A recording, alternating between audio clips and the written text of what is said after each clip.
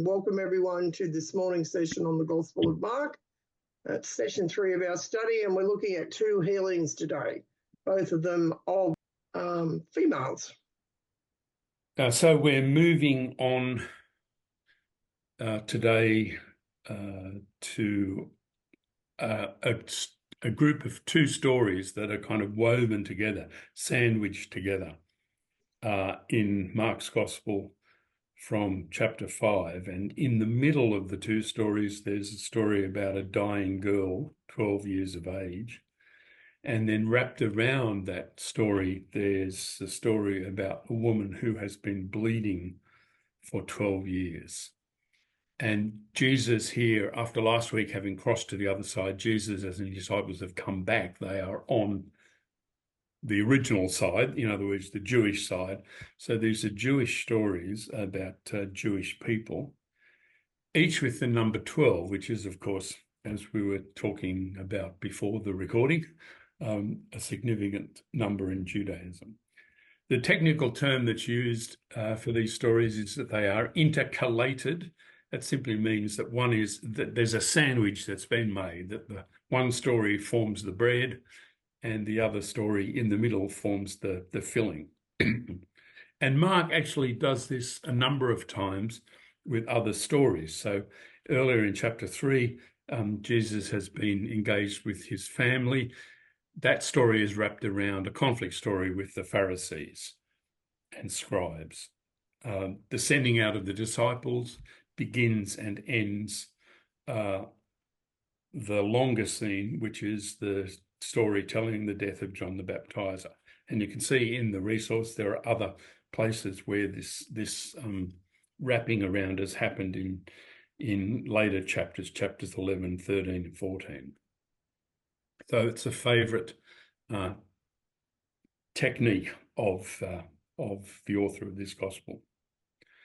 So we're wondering, to start off with, why these stories might be connected.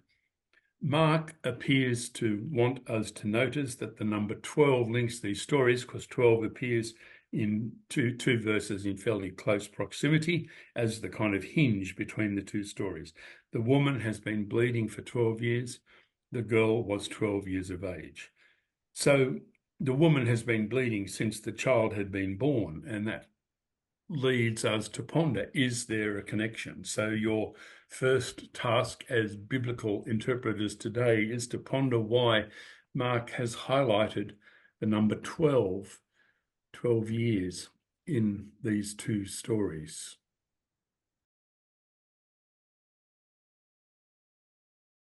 Well, how did you go with that question? Well, we think it's significant, Elizabeth, but you don't know why. You think it's significant, but we don't know why.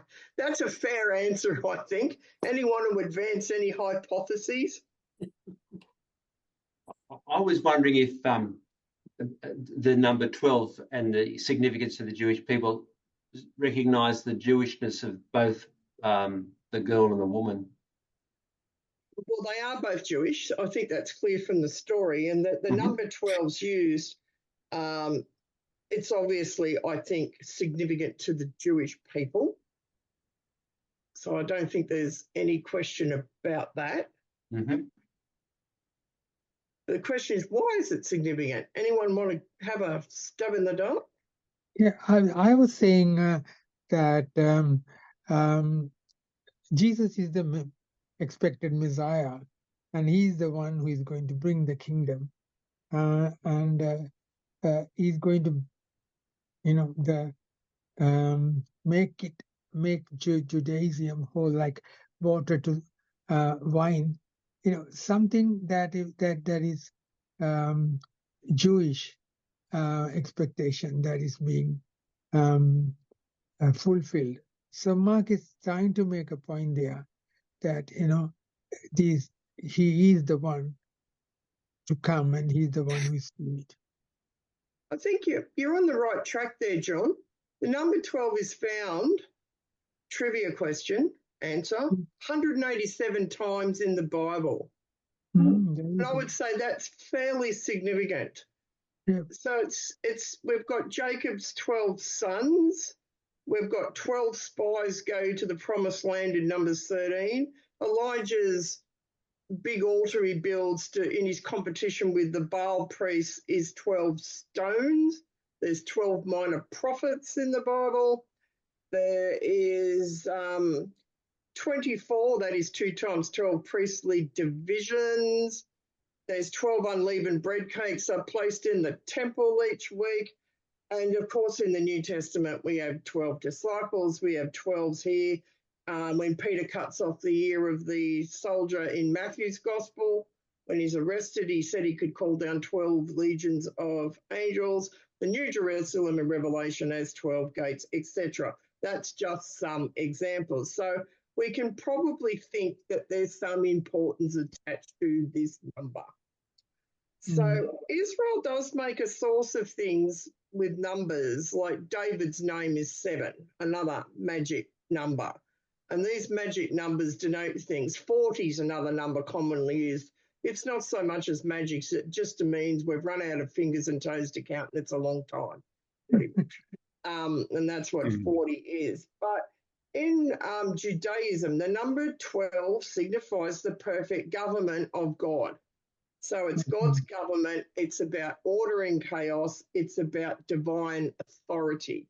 So I think that's where you're on track, John, with what you said, because Jesus is showing divine authority and bringing order to chaos, if you like. That is a woman who is living a life that's less than desirable and probably places her at some disadvantage, is healed. And, of course, the young girl is brought back from death. And that shows that God intervenes in the world. So there's a divine order, there's a divine authority, and Jesus is obviously carrying this authority. So there you go. Did you all learn that today? Yeah, that's good. Yes. It also can represent the completeness of Israel. So that's why you've got 12 tribes. That's make Israel complete.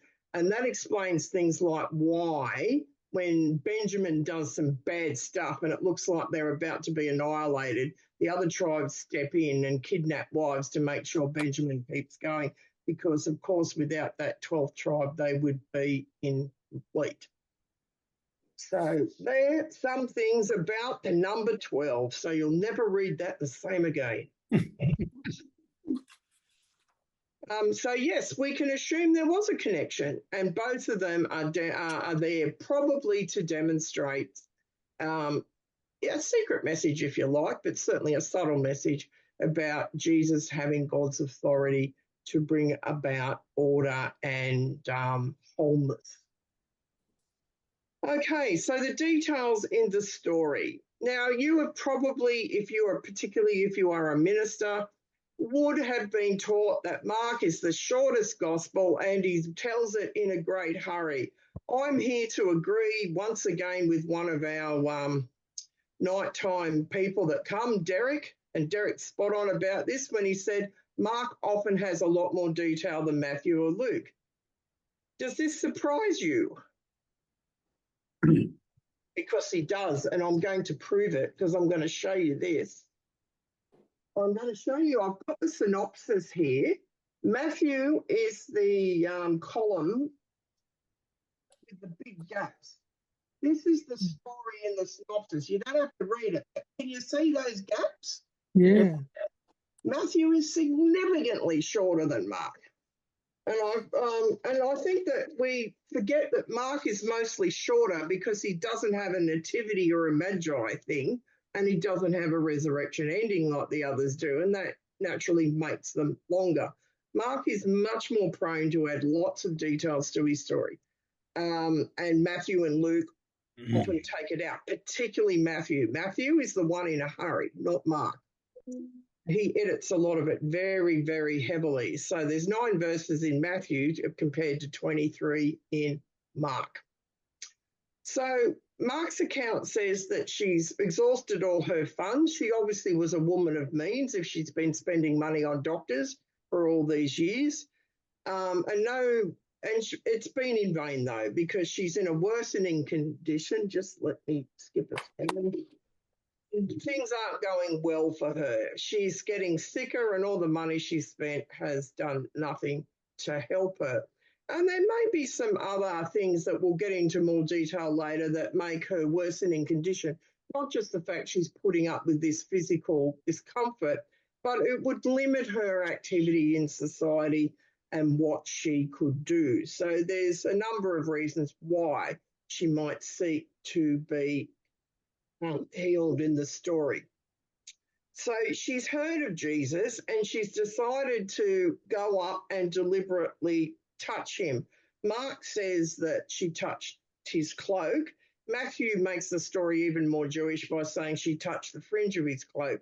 And the fringe, if you look at Deuteronomy, is thought to have had some special powers. The priests and the rabbis wore this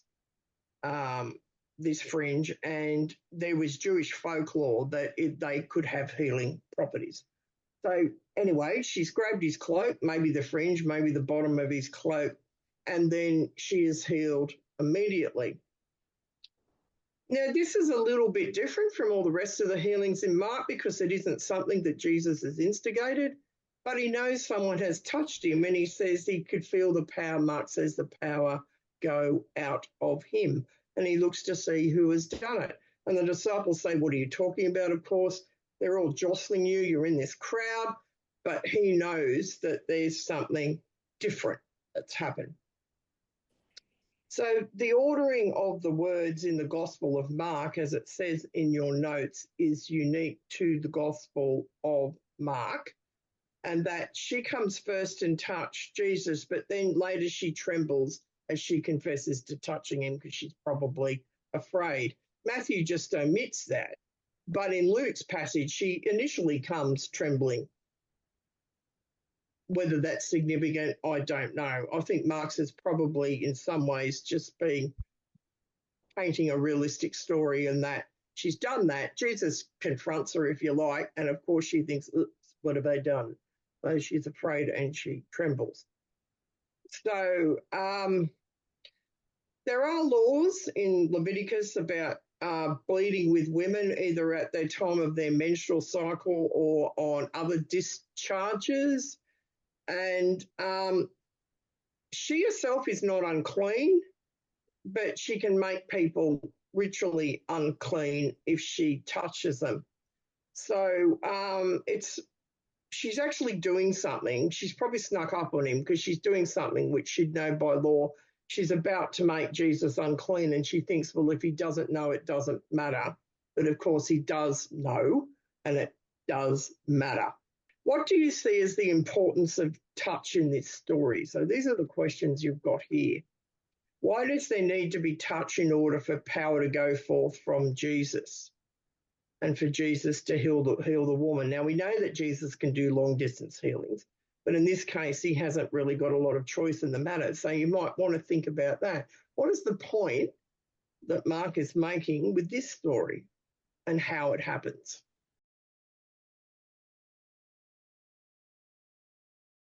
So how did you go with those questions about the importance of touch? Why does there need to be touch in order for power to go out for Jesus to heal the woman? Well, we said Elizabeth, she wouldn't have even got near Jesus if she had come any other way, and she's touched him with the belief that she would be healed. She has. She certainly has that faith that if I just touch the hem of his cloak or some such thing, I shall be made whole or I will be healed. Someone pointed out that, it might have been you, Enid, that having been bleeding for 12 years, she would have been denied touch all that time. We were talking about the importance of touch, human touch, the human connection. Yes, well, she certainly would be in a very awkward position. As we said, according to Leviticus, she herself isn't unclean as such. Though after your menstrual cycle, you do have to purify yourself. But if anything she sits on or lies on or she touches is made unclean. So that's why she wouldn't have been allowed to get near Jesus anyway. well, presuming anybody knew of her condition, because it's not something that's necessarily visible. No. But she's probably thinking, this is the easiest way of doing it. Yeah, I but she had, I believe it mean, will happen. but she was a female, Elizabeth, though, you know, she wasn't going to get easy access. Perhaps not, but Jesus heals quite a number of women. Oh, Don't it's forget not, that.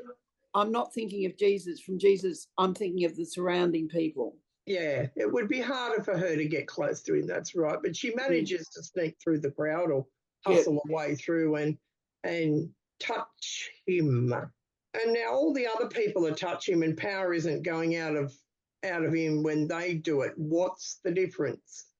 She believed. She believes. So she's come with intent. Faith in him, Yeah, it's not just a question of being in the crowd and bumping Jesus and suddenly find your conjunctivitis is gone. It is that she has intent, that she actually believes and has the faith that he can make her well. Human touch is so important. Yeah. If we look at touching itself, Enid was saying, you know, the people, there are so many people who were not touched at all for years. You know, she had an experience where after 20 years, someone touched. She touched someone who was not touched for 20 years, and she reacted to that. But the human touch is something that is very powerful, and it not only connects people, but it sends a message of love or acceptance and appreciation or even belongingness. So for me, human touch is so important. Yeah. One very famous person, I think, really brought that into the forefront, particularly in the media, who stalked her, was the late Princess Diana. Yes. She was one of the first people visiting an AIDS hospice who touched the person. Yeah. Up until then, there'd been great fear associated with AIDS, and this fear that if you touched them, you would somehow become contaminated, which we knew was not true. And none of those stories deterred her. And so she's thrown in the media as touching this person who was like a modern day leper. And it made a huge difference, the fact that she did that. So I think that's quite right, John, that human touch is incredibly important, and it can actually bring someone in who's been on the edge. Yes. And I agree with you. what happened with Diana. Kumar. I agree with what you say, Elizabeth, but in our churches, we loathe anyone touching anybody, innit? It's not just our churches, I think, as such, Kumar. I think it's something about our Western culture where we're very individualistic. And I mean, I know for me, my personal space is huge, and I don't like people coming into it. And Gloria, Enid's counterpart at Tuggeranong, who's a great hugger, had to get used to the fact that I did not like being engulfed in a hug on Sundays when she was playing, because that's just not me. But I think in part that large personal space has been kind of fostered by our individualism as Western culture, because there's other cultures where it's very important. I mean, Indian culture with the caste system and people there who are in lower castes, you know, you're a higher caste, I believe you don't touch those people. Untouchables. It is alive and well, but it does seem to be associated with a cultural thing, not entirely, but, you know, we're descended from stiff upper lip Brits. Yeah. But also, you know, we're not necessarily very touchy people. No, I think it's been exacerbated by COVID too. Yeah. COVID separated everybody. Yeah. And in some ways, for introverts like me who actually don't like people touching them unless they really are my nearest and dearest, COVID brought that silver lining with it. Don't touch me. COVID. But sometimes you come into a situation where you feel like shaking hands with someone, but then you wait for the, particularly a woman on the other side, I will wait for the okay from the other person, or other person the lady to sort of reach out. Yeah. Yesterday I was at a school interview for a child, so I had to accompany the family, Catholic school in Parramatta, and she was so good in everything, and she related to us very well. And then when we got up, for a second I thought, should I shake hands? But she stood there with a smile, and she was very cordial, so I didn't shake hands, and I just walked out. But Yeah. had she stretched out her hand, definitely I would have Well, given partly in. I think that COVID has made a difference, and the fact that there's an awful lot of viruses going around, people have just been made cautious. That is true. Yeah, about catching things. So normally I would have, pre-COVID, I would have shaken hands with anyone. Post-COVID, I don't. I'll put my elbow up like that and I'll bump elbows. Poor old congregation at Tuggeranong got used to me doing that because I didn't want your germs. Ugh, germs. It was just a safety precaution. So I think Enid's right. It has altered the landscape of how we actually touch and relate to one another in that one. Okay, now we have a second healing story, and I think John's going to talk a little bit about that. Oh, well, very briefly, we've got, as I said at the beginning, we've got these stories intercalated. And whenever somebody uses a literary technique like this, we must wonder why. So Mark starts off, one of the leaders of the synagogue named Jairus came, saw Jesus, fell at his feet and begged him to heal his daughter.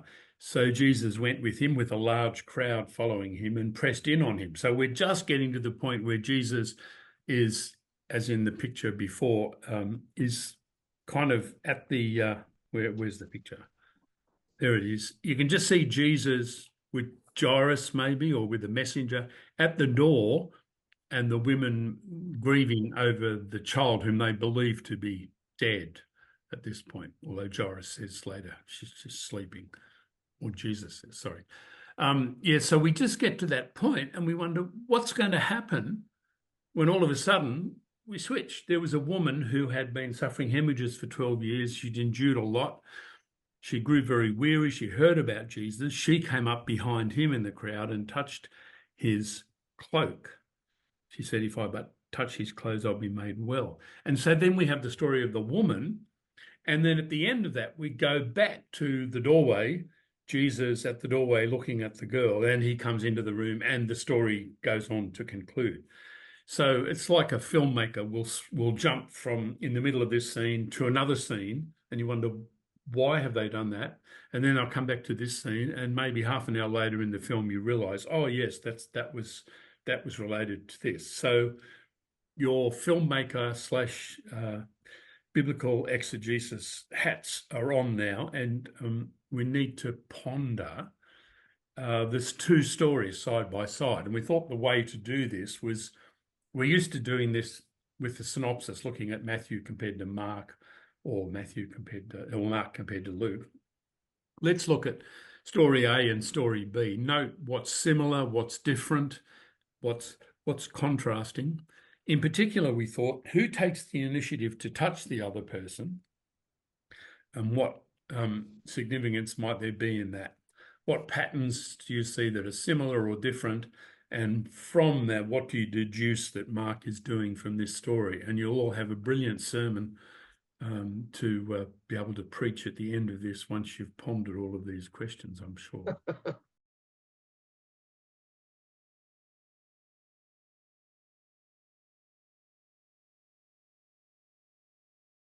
Oh, how did you go with that? I think the short answer is we don't know. All right. Well, what do you think you might have discovered, or what hypotheses or questions might you have found? Well, both believed in healing. Yes. Jairus and the woman. And yes, Jairus. they both thought that Jesus could do what they were asking him to do. Well, one wasn't asking and one was, but both believed that Jesus could heal. Jesus is the life giver. In both cases, the woman had come to the end of her tether. She had spend all the money. She's a destitute, and she might die. And the last resort for her is to reach out to Jesus. But on the other hand, and he gave life to her, not just healing, the full life, and also send her back into the community as someone who will not make anyone unclean, Yeah. And on the other side, the little girl, grasping for breath, and Jesus had already delayed because he stopped and spent time. He allowed to be interrupted in that way. And with Jesus, when it was too late to go there, he went there and gave her life. She was dead. And both had surprises. Jesus himself was surprised when the power went from him to the woman. And on the other hand, they were actually going through rituals, like, crying and wailing and things like that. Yes. Yeah. Yeah, that's right. And in both cases, they're unclean, because the minute you're dead, you're unclean. So to touch a corpse makes you unclean. That doesn't mean you don't touch one, because you have to remember with the holiness code that if something makes you unclean, there will be a ritual that makes you clean. So you can do all the things you need to do in preparing a body, for example, for burial, and then you need to do the stuff that makes you clean again after doing that. What's different in the stories? Did anyone think about what's actually different in the stories? Yeah, I thought that she was not known as at all. Her name was also not mentioned. She was in the community also. She was not known. But on the other hand, it was Jairus' daughter. The status was he was synagogue leader. And, yes, so we've got a named man who's a leader and an unnamed woman who's going around making everyone unclean. So, yes, they're quite different ends of the spectrum, aren't they, in terms of their status? Status. Oh, I have a theory. This is a bit of a side quest. I have a theory about why women aren't often named in the Bible. Yes. In Middle Eastern culture, even today, women are known as, rather than Jane or Mary or whatever, they're John's sister or Michael's daughter. Peter's mother. Yes. Yeah, like they're not known by their own name, but their association with men. So I'm guessing that was true back then as it is today. Look, this is the hallmarks of patriarchal society. That is the answer in a sense, because the ancient Near Eastern culture in the 1st century and beforehand, and even Hellenistic culture, was inherently patriarchal. So you were bought and sold in terms of bride dowries and things like that. When you left your family and got married, you became your husband's family. And you're part of his goods and chattels. And if you don't believe me when I say that, read the 10 Commandments. What does it say? You will not covet your neighbour's ass, his wife, his goods. His wife's just chucked in there with all his possessions. So it's just it is a reflection of a patriarchal society. If you get named in the Bible, it's because you're doing something that's probably inherently seen as different and important, or you're related to someone important, like Miriam is Moses' sister. Deborah is a judge. And these things point to a time where female prophets and female judges were probably more common than we actually realise, simply because not everything has survived from those times and men wrote the Bible. So, yeah. Yep. History is written by the victors. Yes, but Mark has a thing about women. He does. He does. Because Mark's got the story of the Tyrophoenician woman who, like this woman, Yeah. I mean, this woman doesn't do a battle with Jesus, but that woman is very persistent, and she's going to get that child cured, come hell or high water, and she bests Jesus in the argument.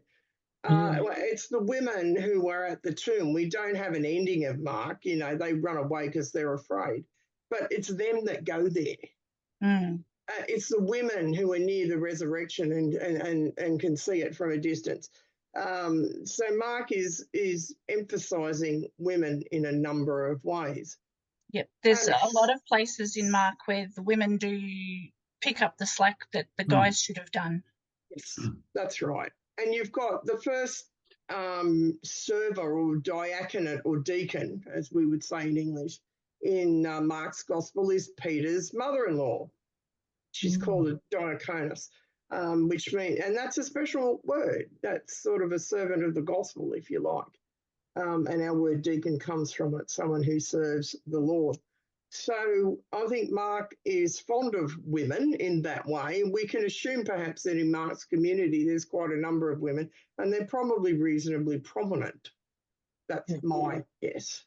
The other thing John and I discovered as we were exploring commentaries while you were all talking about this, so we knew what we were talking about, and to refresh our memories, is that it's very unlikely Mark actually wrote the story of the woman who was hemorrhaging, because the Greek is quite different from the rest of the gospel.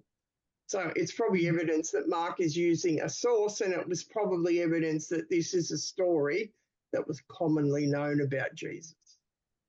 And Mark has put it in because the Greek is far more complex with different tenses that Mark does not normally use.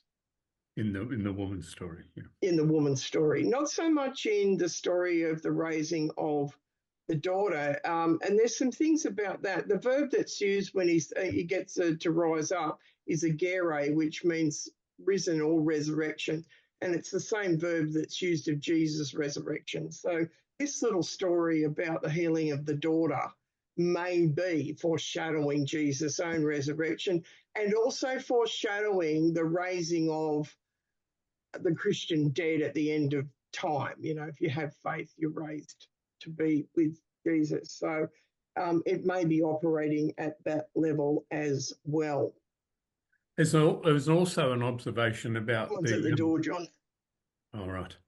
There's also an observation about the direction of each story, because the story with Jairus' daughter begins with Jesus being followed by a large crowd, and there's a big crowd, but the scene narrows until eventually down in where is it? I've lost it.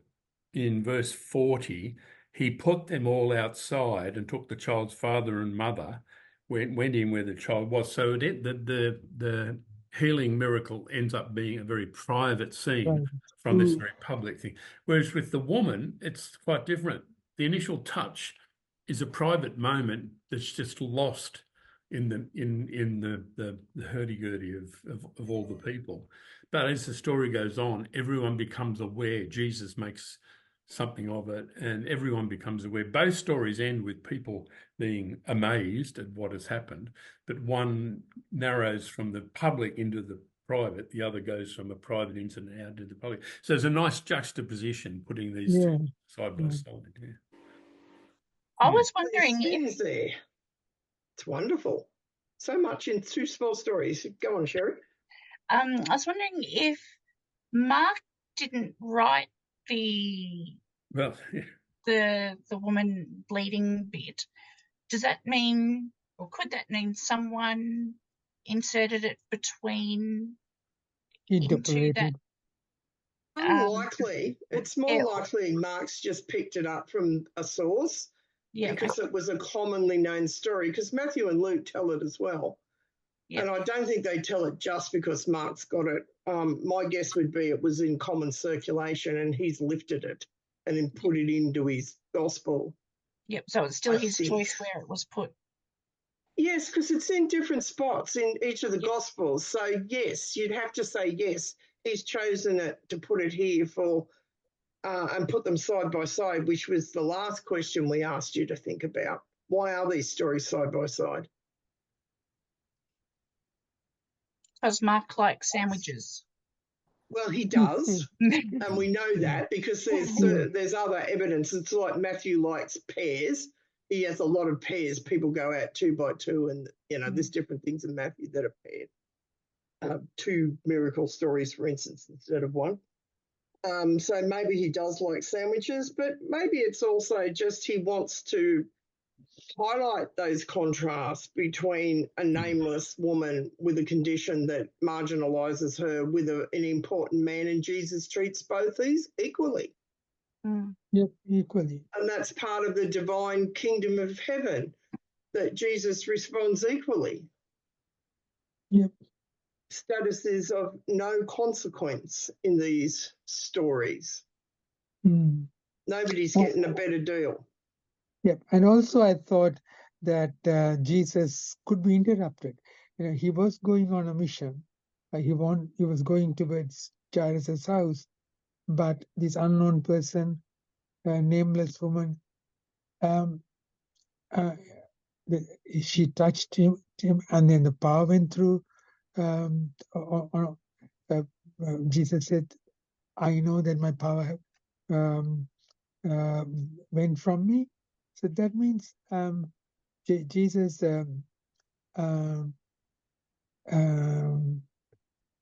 what did I try to say? My thoughts going out somewhere else. Jesus knew that the power had gone, but in both cases, we find that Jesus is one is initiated by the woman, but Jesus responds to her, whether she was nameless or she's no one. But on the other hand, Jesus intentionally goes.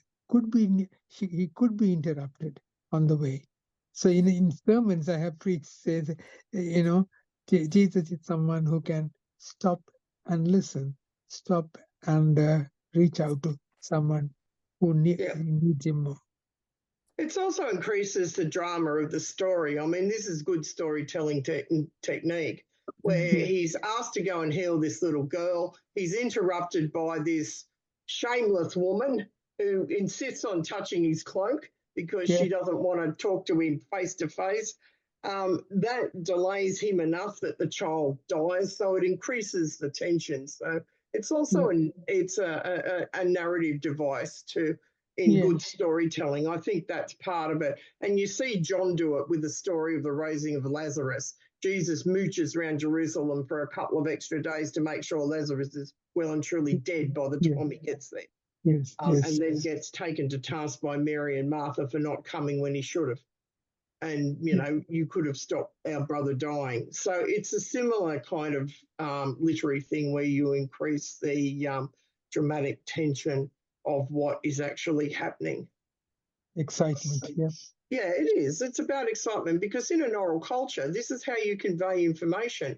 And if you speak in boring monotones and you don't have any climaxes or dramatic tensions and things like that, people will soon stop listening and they won't remember it. So we forget that these writers did intentionally use these literary methods of making what they're saying much more exciting so people would be drawn into the story and they'd remember it.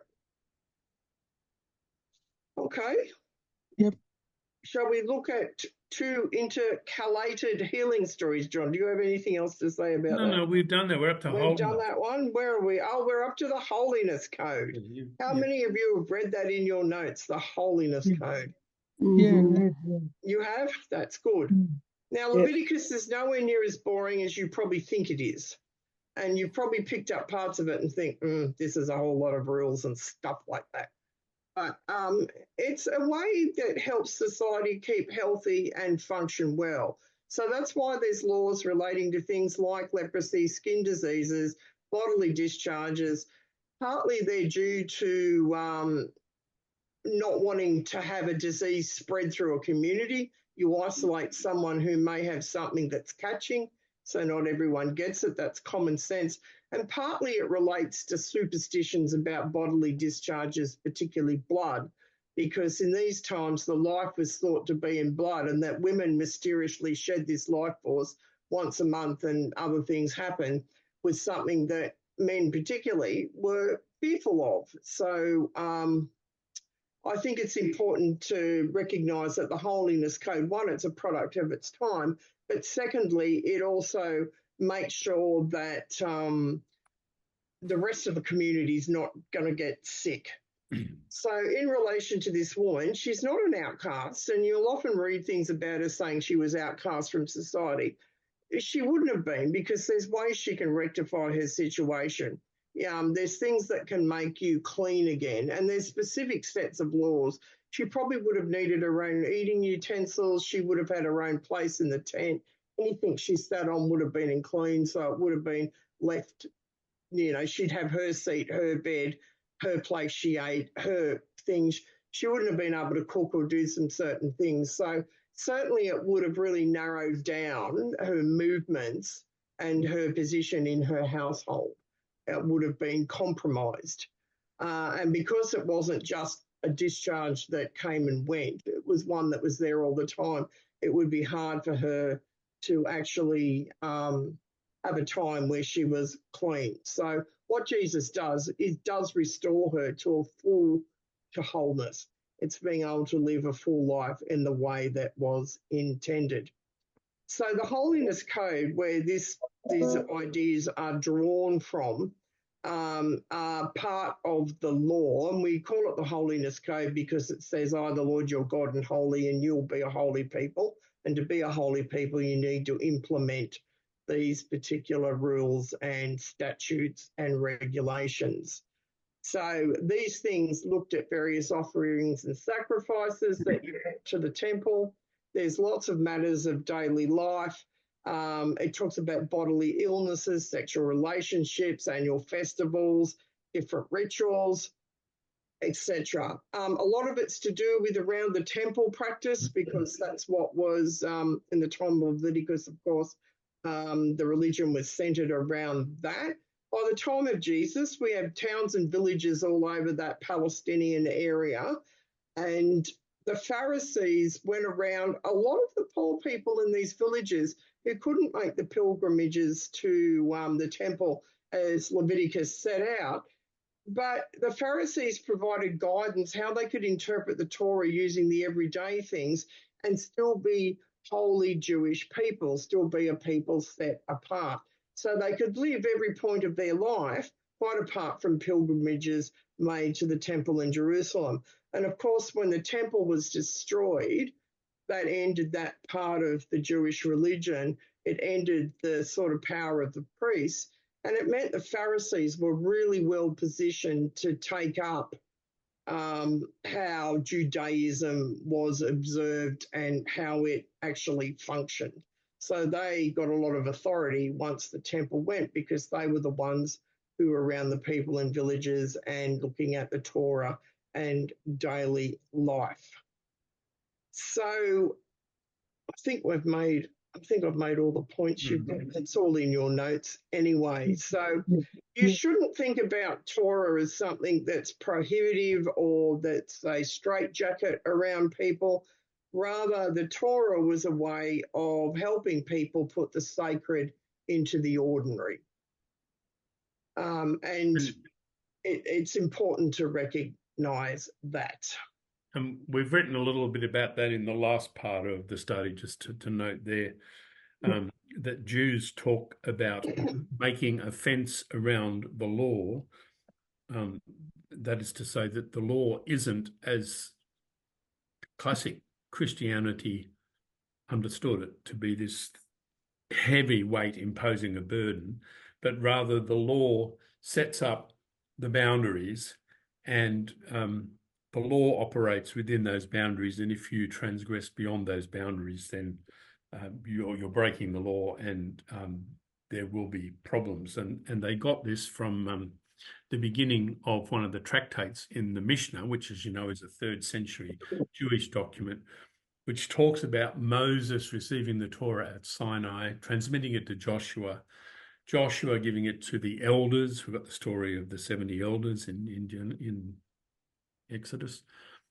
The elders then passing it on to the prophets, and the prophets to the men of the Great Assembly, which was the Mishnah's way of referring to the Sanhedrin, that appears in the New Testament.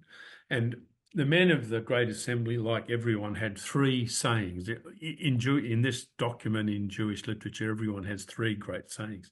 And the sayings are: be patient in the administration of justice, raise many disciples, and make a fence around the Torah, make a fence around the law. And that's where this phrase comes from. So the law is protecting people and society in ways to live. And if there are breaches of the law, then there are remedies that are provided within the law as well. So that's important to realise that that's the context in which these stories are being told. That reminds me, John, Australian policies on boat people or the refugees. The minister keeps telling, for the sake of Australian community, we will not let you out of the detention centre. Yeah, but we'll let out all our white murderers that are currently in our prisons. That's perfectly okay. That's it. Yes. Yeah. Well, yes. Yeah. I mean, the whole thing is that the law can be misused and abused in precisely that way. Yeah. Absolutely. That's right.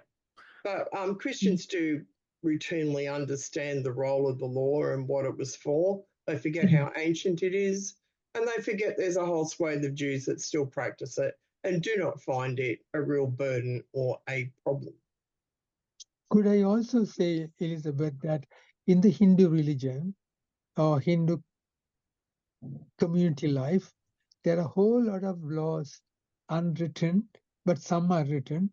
And so, for example, if someone dies, then for anyone who goes to the house or funeral house, they do the ritual in the house before they take the body to the graveyard, can go with the body after the fire is set, and after burning the body, they'll come back. They won't go home. They'll have to bathe, a head bath, all of them. And here we don't practice it, but in a village, it is. If you do that, you are unclean, and then the people can't get out for 31 days. The house people, because they are not supposed to. They are supposed to be unclean. Tudakku, they call it tudakku. And then if they touch someone, or if they go to another house, or you go to school or wherever, they will make others unclean. So, but some are very superstitious. It goes to that extent, and stretch it too much, it becomes superstitious. But all the others are for health reasons. Yeah. I mean, I think that this idea of clean and unclean is probably prevalent in a number of cultures. And there's always unwritten laws, always. Yeah. I mean, in Christian churches, I find it hilarious that the people most likely to say the Pharisees put a burden with the law on the people are the ones in evangelical churches that have so many rules about what makes a good Christian that only 0.02 of the population are, qualified to actually join them. There's heaps of unwritten laws in Christianity about who sits where, about what clothes you wear to church, about what marriage looks like, about gay and lesbian people, about what status you have in different ways, about men and women and their roles. There's heaps of these things. None of them are written down, but they operate regularly in Christian communities. So we should never get on our high horses and say, well, look at that law, isn't that silly? I mean, there's plenty of churches that have similar laws that are just absolutely oppressive, particularly of women and of rainbow people. Yeah. We've got a question for you to think about. We don't have time to discuss it now, but it's just thinking about how you view the role now the Lord played in the lives of ancient Jewish people, and does it change the way you interpret this story that you're reading now? So it's something that will leave you to think about and ponder in the next week. So next week, we're going to send the cycles out.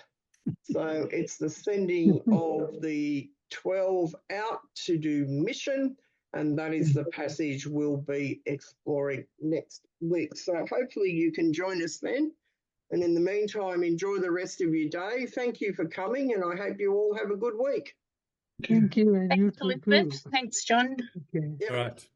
See you again. Bye-bye. See you later. Bye. Bye-bye. Bye. Bye, everyone. Bye. Bye.